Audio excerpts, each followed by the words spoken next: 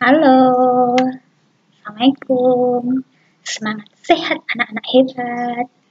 Pada pertemuan kali ini kita akan belajar tema 1, subtema 1, pembelajaran yang kedua.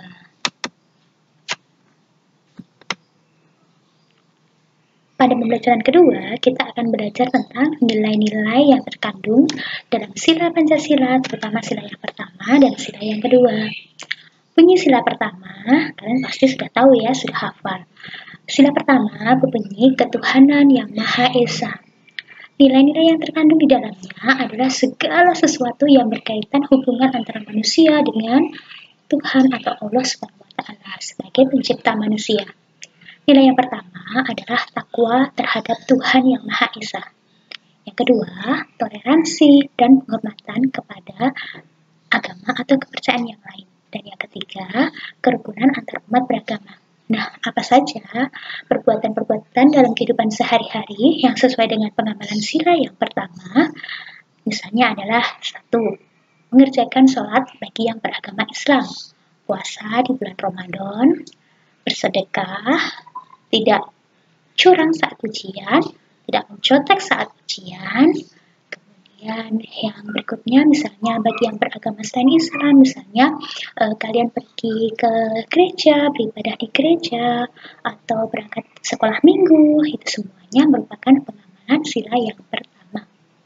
Selain itu, pengamalan sila pertama juga berkaitan dengan toleransi dan penghormatan kepada agama yang lain. Misalnya, kalian memberikan kesempatan kepada teman kalian untuk melaksanakan ibadah, nah itu juga sesuai dengan pengamalan sila yang pertama.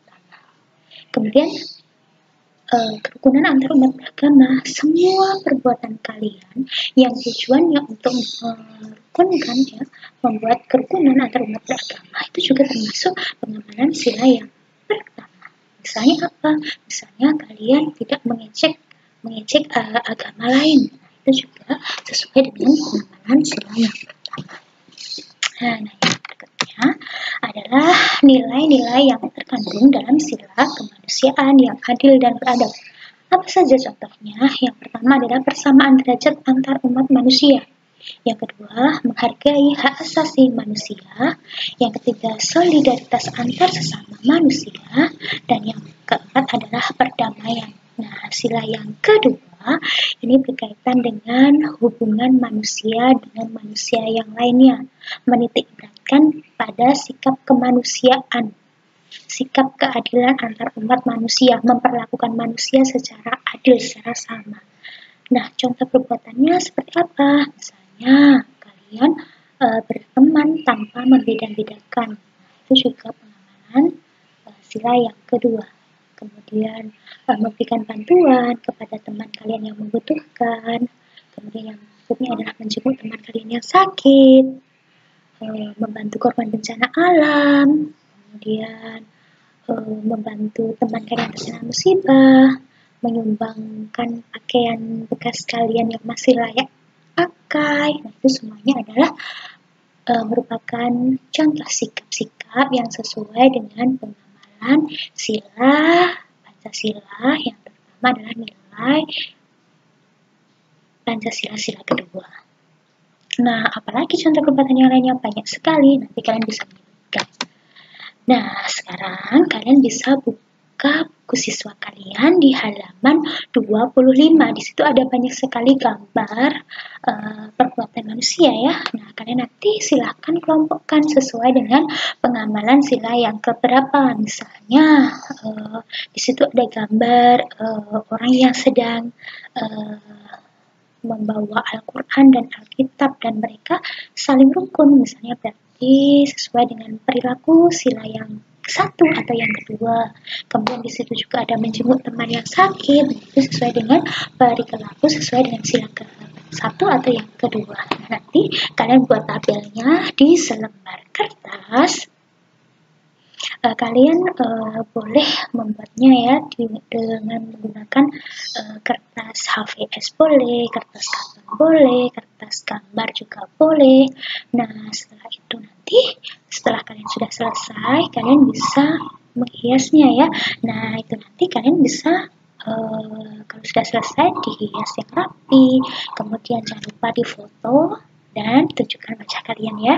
Nah, selain itu nanti kalian setelah menyelesaikannya, kalian bisa menempelkannya di kamar kalian. Jadi kalian selalu ingat ya, ketika bangun tidur kalian membacanya. Oh, pengamalan sila pertama contohnya apa, pengamalan sila kedua contohnya apa. Setelah bangun tidur maupun bangun tidur kalian lihat, kalian baca, dan itu nanti akan tersimpan di memori kalian ya. Berikutnya, anak-anakku, pada pertemuan sebelumnya kalian sudah menggambar penampang bunga ya. Ada bagian benang sari, ada bagian putih, ada bagian kelopak, ada bagian tangkai bunga, ada bagian mahkota bunga beserta dengan fungsinya masing-masing. Nah, bunga itu hanya satu dari sekian banyak bagian-bagian tumbuhan lainnya ya. Ada daun, ada bunga, ada batang, ada akar dan sebagainya ya. Dari tumbuhan kita juga bisa memanfaatkan salah satunya kayu. Kayu digunakan untuk apa? Kayu bisa dimanfaatkan untuk berbagai macam kebutuhan manusia, bisa untuk bahan bakar, bisa untuk membuat bangunan, bisa untuk membuat furniture, dan bisa membuat banyak memenuhi kebutuhan manusia yang lainnya. Nah, pada pertemuan kali ini kita akan membahas mengenai kayu yang digunakan untuk membuat patung. Nah, kalian harus tahu ya, ada berbagai macam bahan yang bisa digunakan untuk membuat patung Nusantara yang ada di negara kita. Yang pertama bisa menggunakan batu, bisa menggunakan kayu, bisa menggunakan tanah liat, bisa menggunakan logam dan sebagainya ya. Dan teknik membuat patung sendiri juga ada bermacam-macam. Ada teknik ukir, ada teknik membutsir, ada teknik mengecor, ada teknik menempel, ada teknik menciplak dan sebagainya ya. Nah, pada pertemuan kali ini kalian nanti akan membuat patung sederhana dengan memanfaatkan bahan-bahan bekas di sekitar kalian. Kalian bisa menggunakan tanah liat, kalau kalian tinggal di pedesaan, di sana ada tanah liat ya, yang bisa kalian gunakan.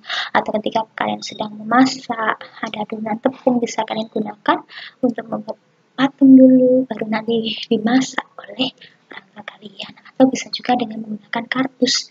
Kardus bisa.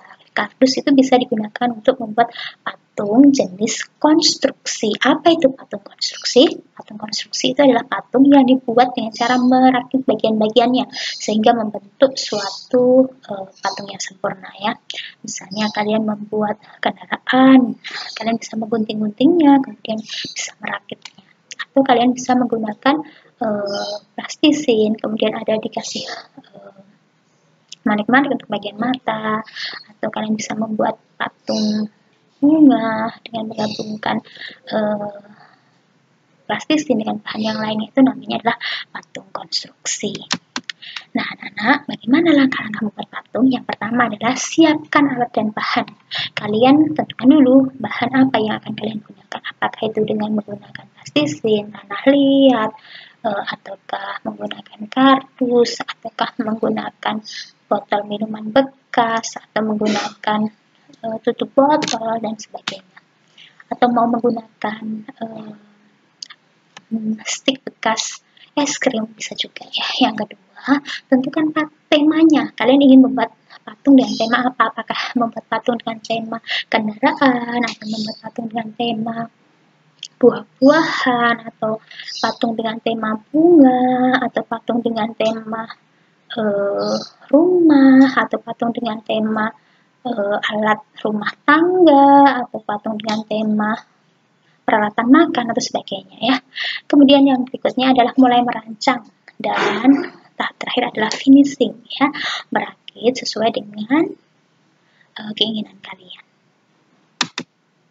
Nah, tugas for this day yang pertama ya, tadi membuat tabel pengamalan nilai Pancasila sila ke-1 dan sila ke-2.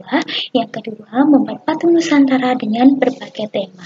Sampai di sini, kalau kalian ada yang belum paham atau kalian belum jelas, bisa kalian sharing di grup ya, nanti bisa antar teman, bisa saling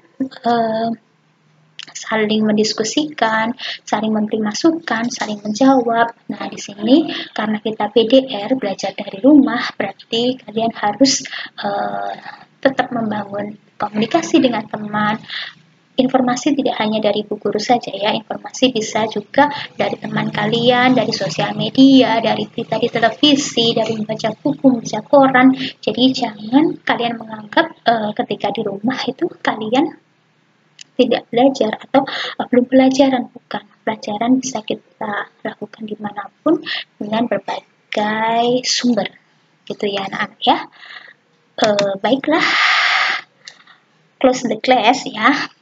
Terima kasih atas perhatian kalian, murid-murid Bunda yang hebat, yang selalu semangat. Selamat menikmati tugas kalian, selamat berkarya, salam sehat dan selalu ceria. Wassalamualaikum warahmatullahi wabarakatuh. Dadah.